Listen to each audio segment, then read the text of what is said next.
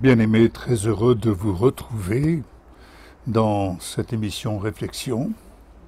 Le juste confesse sa foi, 15e partie. Comme je l'ai déjà dit, cette confession est inspirée à la lecture des psaumes. Aujourd'hui, nous sommes dans le psaume 35. Alors, quand on lit le psaume 35, ce qu'il faut comprendre à la lecture de ce psaume, c'est le reflet, ou tout du moins c'est ce qu'on peut entendre lorsque Jésus était sur le chemin de la croix, lorsque Jésus était chassé de certains endroits, jusqu'à ce qu'il soit amené au mont Golgotha pour y être crucifié. On peut entendre, on pourrait l'entendre exprimer ce que David exprime ici dans sa prière. Alors, Jésus le juste, lui innocent, on peut l'entendre, on peut imaginer cette prière qu'il pouvait exprimer sur la montagne, cette prière qu'il pouvait exprimer lorsqu'il se retirait pour être seul en présence de son Père. Ce qu'il pouvait exprimer, lui seul le sait, mais quand on lit ici le psaume de David, eh bien, on peut imaginer un instant, imagine un instant ce qu'il pouvait exprimer à son Père. Mais reconnaissons que nous-mêmes, en tant que justes par la foi en Yeshua, nous pouvons aussi reconnaître l'expression que David a pu exprimer dans sa prière. On peut se reconnaître. En tout cas, j'ai été glané dans ce psaume, dans la lecture de ce psaume, que vous pouvez lire chez vous, psaume 35. Mais voici, c'est lui qui combat ceux qui combattent à tort le juste. Il se lève pour te secourir. Et il dit à ton âme, je suis ton salut. J'aimerais que vous puissiez entendre la voix du Seigneur. J'aimerais que vous puissiez entendre la voix du Seigneur. Vraiment, la voix de Yeshua dans votre cœur. Ils seront honteux et déçus, ceux qui en veulent à ta vie.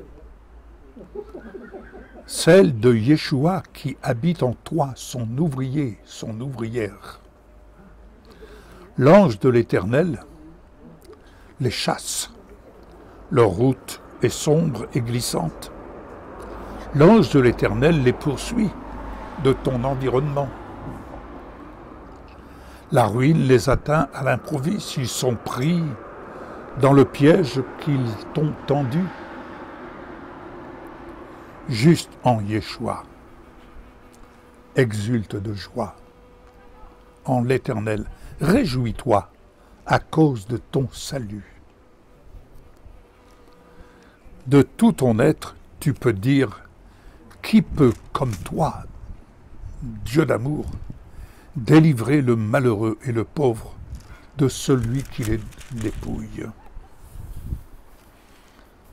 Alors tu peux, bien entendu, exprimer « Je te loue dans la grande assemblée », celle qui se tient dans les lieux célestes, dans la salle du trône. Et je te célèbre au milieu d'un peuple nombreux. Oui, rappelons-nous, nous avons été ressuscités ensemble et nous sommes assis ensemble dans les lieux célestes. C'est important de se le rappeler très, très, très souvent, car nous avons tendance à oublier. Alors, le juste peut dire à l'Éternel, réveille-toi, lève-toi, pour me faire justice, mon Dieu, et mon Seigneur, défends ma cause. Quand je lis ça, je pense à Jésus dans un corps comme le nôtre, ce qu'il a enduré à notre place, ce qu'il a enduré à cause du péché, ce qu'il a porté. Il a porté cette masse sur lui. Il a porté tout ce poids. Car nous parlons quelquefois, je suis dans l'oppression et autres. Mais imaginons autant que nous puissions imaginer tout le poids qu'il a porté de ce monde dans lequel nous sommes. Il a porté ça sur lui pour mener cela à la croix. Il n'y a que lui qui pouvait faire cela. Et c'est lui qui a été envoyé. Mais c'est certainement lui qui pouvait, ou qui aurait pu dire, « Réveille-toi, lève-toi pour me faire justice, mon Dieu, et mon Seigneur défend ma cause. » Que tous ensemble, ils soient honteux et rougissent ceux qui se réjouissent de mon malheur. Qu'ils soient couverts de honte et de confusion ceux qui s'attaquent à moi. Qu'ils aient de l'allégresse et de la joie, ceux qui prennent plaisir à me voir justifié. Et disent, l'Éternel est grand. Alors ma langue célébrera ta justice. Amen. Et je voudrais enchaîner avec le psaume 36. J'ai pensé fortement à vous qui prenez le temps d'écouter ce message, où que vous soyez, mais soyez bénis au travers de ces messages, ou plus précisément au travers de ces exhortations, de cette confession dans laquelle l'Esprit de Dieu veut nous entraîner. Ainsi, le psaume 36, je relève « Combien ta bonté est précieuse, ô Dieu!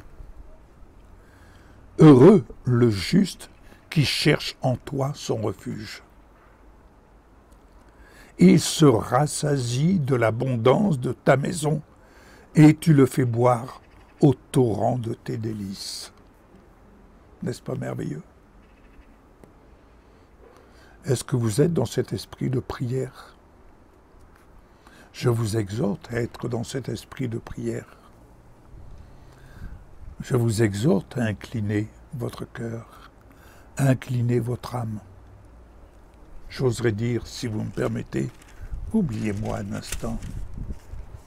Mais entendez la parole. Car c'est auprès de toi qu'est ta source, celle de la vie.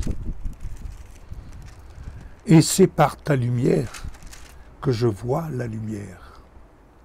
Ta parole est la lumière sur mon chemin. Ainsi, ma prière pour toi.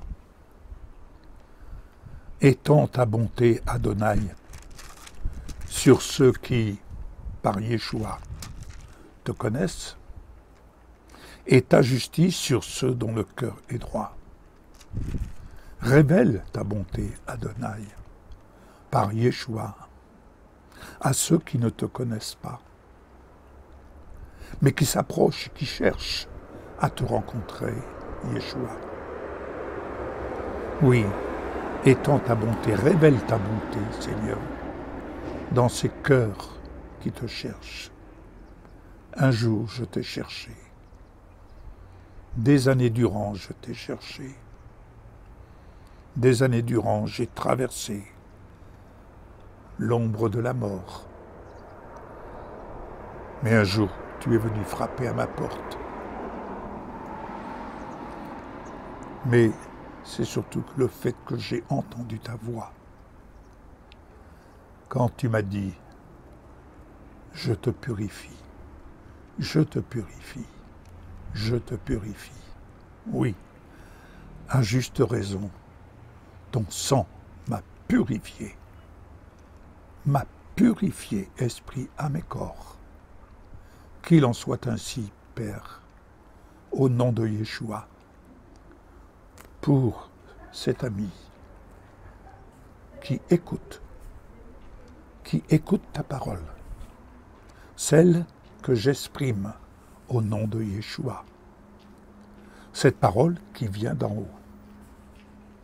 Cette parole n'est pas celle d'un homme. Elle est celle d'en haut, celle de Yeshua.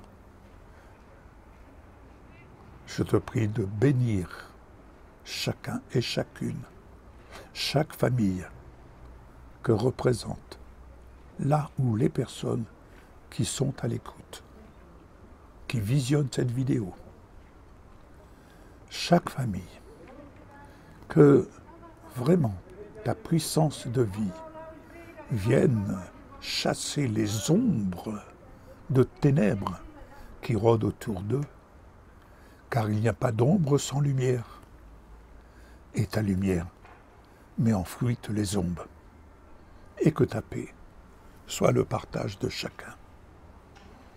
À toi ma reconnaissance, Père, pour ce que tu viens témoigner par Yeshua dans le cœur de chacun, comme tu me le témoignes. Merci Dieu d'amour. Amen.